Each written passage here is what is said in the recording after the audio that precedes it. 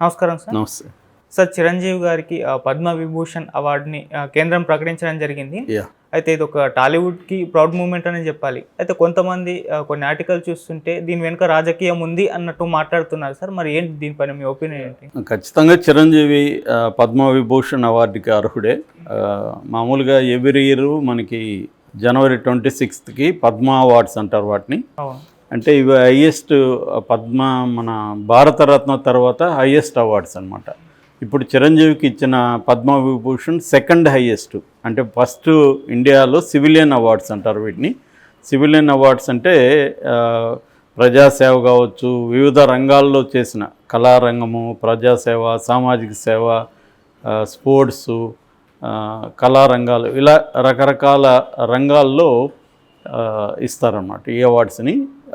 ఇందులో ఫస్ట్ది వచ్చి భారతరత్న అవార్డులు రేర్గా ఇస్తుంటారు. లేటెస్ట్గా బీహార్ మాజీ ముఖ్యమంత్రి 11th ముఖ్యమంత్రి ఆయన బీహార్కి కర్పూరి ఠాకూర్, ఆయనకి ఈ మధ్యనే అనౌన్స్ చేశారు. జనరల్గా ఈ అవార్డ్స్ ఏంటంటే సెప్టెంబర్ టైంలో వివిధ రాష్ట్రాల నుంచి రికమెండేషన్లు వెళ్తాయి. రాష్ట్రాలు ఇటు కేంద్రపాలిత ప్రాంతాలు ఈ రెండు నుంచి రికమెండేషన్లు వెళ్తాయి. ఇది ఒక కమిటీ ఉంటుంది అక్కడ అవార్డులో, ఈ పద్మ అవార్డ్స్ కమిటీ. ఆ కమిటీ ప్రధానమంత్రి ఆధ్వర్యంలో పనిచేస్తూ ఉంటుంది అనమాట. దాని తర్వాత రాష్ట్రపతి రికమెండేషన్ పంపిస్తారు. రాష్ట్రపతి ఫైనలైజ్ చేసినాక అవార్డ్స్ అనౌన్స్. ఇది ప్రాసెస్ అనమాట. సో ఈ ప్రాసెస్లో పద్మ ఇప్పుడు మొత్తంగా 132 అవార్డ్స్ వచ్చాయి. 132 మందికి అవార్డ్స్ వచ్చాయి. ఇందులో పద్మ విభూషణ్ అవార్డులు 5 మందికి మాత్రం వచ్చాయి. అందులో మన తెలుగు వాళ్ళకి 2 రావడం అనేది గర్వకారణంగా చెప్పుకోవచ్చు. ఒకటి వెంకయ్య నాయుడికి, పబ్లిక్ అఫైర్స్ అంటారు, అంటే ప్రజాసేవలో ఆయన ఉన్నాడు, ఆయనకి ఇచ్చారు. రెండవది చిరంజీవికి ఇచ్చారు. వీళ్ళిద్దరికీ తెలుగులో ఇచ్చారు. ఇక మూడవది వైజయంతిమాల ఆర్ట్లో ఇచ్చారు, తమిళనాడుకి. పద్మా సుబ్రహ్మణ్యం, ఆమె కూడా తమిళనాడు, ఆర్ట్ కేటగిరీలోనే ఇచ్చారు. ఇక బిందేశ్వర్ పటక్, ఆయన పోస్ట్మస్గా ఇచ్చారు. సోషల్ వర్క్ బీహార్లో పోస్ట్మస్ అంటే ఆయన చనిపోయిన తర్వాత అవార్డు ఇచ్చారు అన్నమాట. ఇది ఈ 5 మంది, తెలుగు వాళ్ళు 2, తమిళ వాళ్ళు 2, బీహారు 1, ఈ 5 మందికి. ఇక పద్మ భూషణ్ అవార్డులు 17 మందికి వచ్చాయి. పద్మశ్రీ అవార్డులు 110 మందికి వచ్చాయి. ఇవి 1954లో ఈ అవార్డులు ఎస్టాబ్లిష్ అయినాయి అన్నమాట. ఈ పద్మభూషణ్లో కూడా మిథున్ చక్రవర్తి, విజయకాంత్ లాంటి వాళ్ళకి వచ్చాయి అన్నమాట. సో ఇప్పుడు దీనికి చిరంజీవి కూడా రెస్పాండ్ అయ్యి నేను 45 ఏళ్ళుగా సినిమా జీవితంలో ఉన్నాను, నాకు ఇది గొప్ప సత్కారంగా భావిస్తున్నాను, ఇది నేను ఈ ప్రజల రుణమే, ఇది ప్రజల నుంచి ఆ రుణాన్ని ఎలా తీర్చుకోవాలో తెలియదు, ఈ రకంగా ఆయన ఒక బ్రీఫ్ నోట్ నిన్న రిలీజ్ చేశారు. ఓవరాల్గా చిరంజీవికి కళారంగంలో రావడం, తెలుగు సినిమా ఇండస్ట్రీకి రావడం ఖచ్చితంగా గొప్ప విషయంగానే చెప్పుకోవచ్చు. చిరంజీవి ఆ రకమైన ఫీట్ చేశాడు. రెండోది, చిరంజీవి ఒక ఇన్స్పిరేషన్ కూడా యూత్కి, ఎందుకంటే ఆయనకి పెద్ద బ్యాక్గ్రౌండ్ ఏం లేదు ఆయనకి. రెండోది, అప్పటికే ఇక్కడ బలమైన కమ్మ సామాజిక వర్గం గుప్పెట్లో తెలుగు సినిమా ఉంది. హీరోలందరూ కూడా ప్రధానంగా కమ్మ సామాజిక వర్గం దీంట్లోనే ఉన్నాడు. ఎన్టీఆర్ కానీ, ఏఎన్ఆర్ కానీ, కృష్ణ కానీ, ఇలాంటి వాళ్ళందరూ. దీంట్లో ఈయన ఒక కాపు సామాజిక వర్గం నుంచి పెద్దగా ఎవరు గాడ్ ఫాదర్ లేని దగ్గర నుంచి వచ్చి ఒక చిన్న రోల్తో స్టార్ట్ అయ్యి ప్రాణం ఖరీదు సినిమాతో 78లో స్టార్ట్ అయ్యి అంచెలంచెలుగా ఆయన ఎదుగుతూ సూపర్ స్టార్ అవ్వడం. మొన్న ఎండమూరి చెప్పినట్టుగా నెంబర్ 1 అవ్వడం గొప్ప విషయం కాదు, అయినాక ఆ పొజిషన్ని కాపాడుకోవడం గొప్ప విషయం. అది ఇప్పటికి కూడా ఆయన కాపాడుకుంటున్నాడు. ఇప్పటికి కూడా ఆయన సినిమాలు 300 కోట్లతో ఇప్పుడు విశ్వంబర తీస్తున్నారు. అంటే ఆయన స్టామినా అర్థం చేసుకోవచ్చు. అదేమి అంటే ఆయన ఇప్పటికి కూడా పాన్ ఇండియా లెవెల్ ఇదైంది. మరి ఈ అవార్డు వల్ల ఆయనకి ఒరిగేది ఏమిటి అని చాలామంది అడగచ్చు. సో అవార్డు వల్ల ఏమవుతుందంటే, ఇప్పుడు చాలామందికి డబ్బులు వస్తుంది, ఫేమ్ వస్తుంది, కానీ అవార్డులు కోసం అందరూ కూడా వెయిట్ చేస్తుంటారు. అందుకనే ఈ పైరువీలు కూడా జరుగుతుంటాయి. ఎందుకంటే ప్రతి మనిషికి ఏముందో అది కాకుండా ఏమి లేదో దాని మీద కోరుకుంటుంది. సో అందుకనే లకాన్ అనే ఒక సైకాలజిస్ట్ ఏమంటాడంటే, ప్రతి మనిషికి lack of something you never know అంటాడు. అంటే ల్యాక్ అంటే కొరత, ఒక కొరత ఎప్పటికీ ఉండిపోతుంది. ఆ కొరత దేని కొరత కూడా తెలియకపోవచ్చు అంటాడు లకాన్ సైకాలజీలో.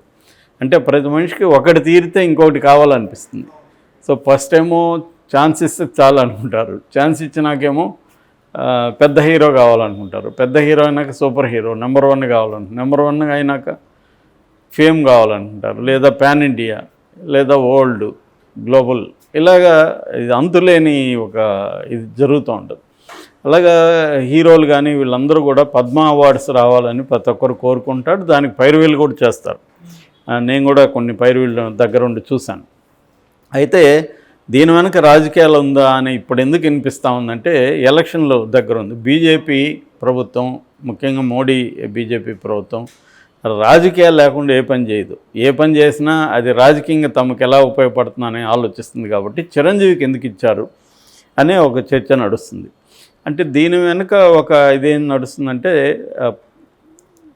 చిరంజీవి బీజేపీలో ఏమైనా జాయిన్ అవకాశం ఉందా, లేదా బీజేపీకి ఏమైనా హెల్ప్ చేసే అవకాశం ఉందా అన్నది ఒకటి నడుస్తుంది. మామూలుగా బీజేపీ ఏం చేస్తుందంటే, ప్రతి రాష్ట్రంలో కూడా కేవలం సినిమా వాళ్ళే కాకుండా వివిధ రంగాల్లో ఉండే లబ్ధ ప్రతిష్ఠలు అంటారు కదా, వివిధ రంగాల్లో పాపులర్గా ఉండే వాళ్ళని కలవడం కావచ్చు, వాళ్ళతో మంచిగా ఉండడం కావచ్చు, ఒక సింబాలిక్ జెస్చర్ని జనంలోకి పంపిస్తుంది.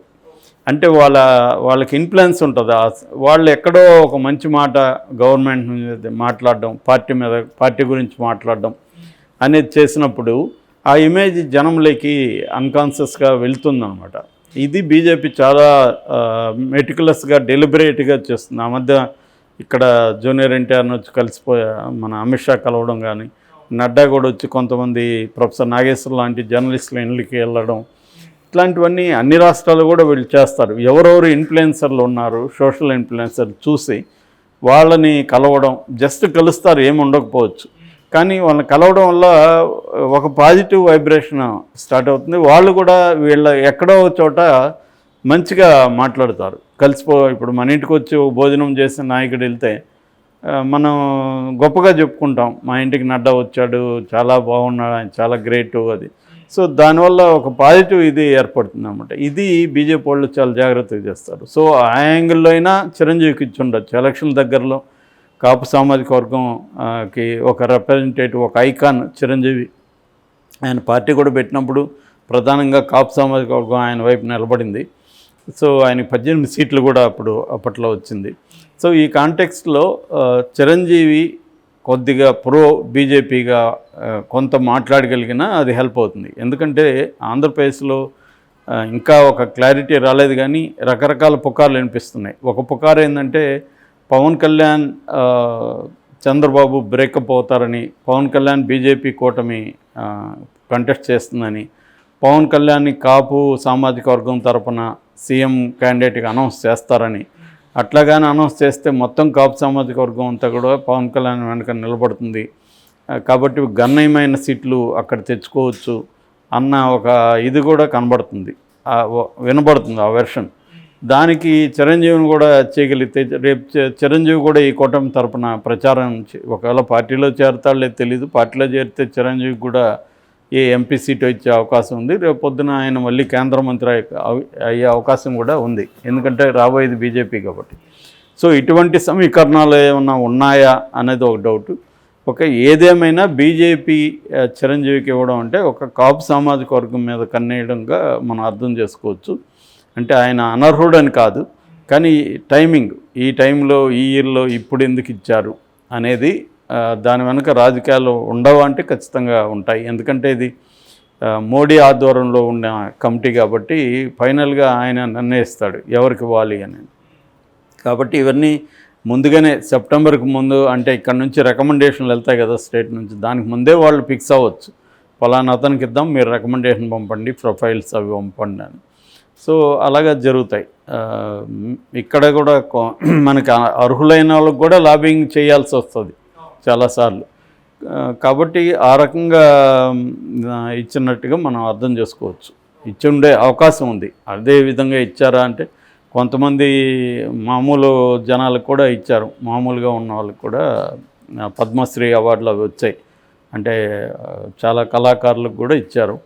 కాకపోతే ఈ చిరంజీవి లాంటి వాళ్ళకి అందులో ఇండియాలో మొత్తం 5 మందికే ఇచ్చినప్పుడు ఇందులో చిరంజీవి ఉన్నాడు కాబట్టి ఈ యాంగిల్ నుంచి అంటే తెలుగులో ఇచ్చింది కమ్మ సామాజిక వర్గానికి వెంకయ్యనాయుడికి ఇచ్చారు, ఇటు కాపు సామాజిక వర్గానికి ఇచ్చారు.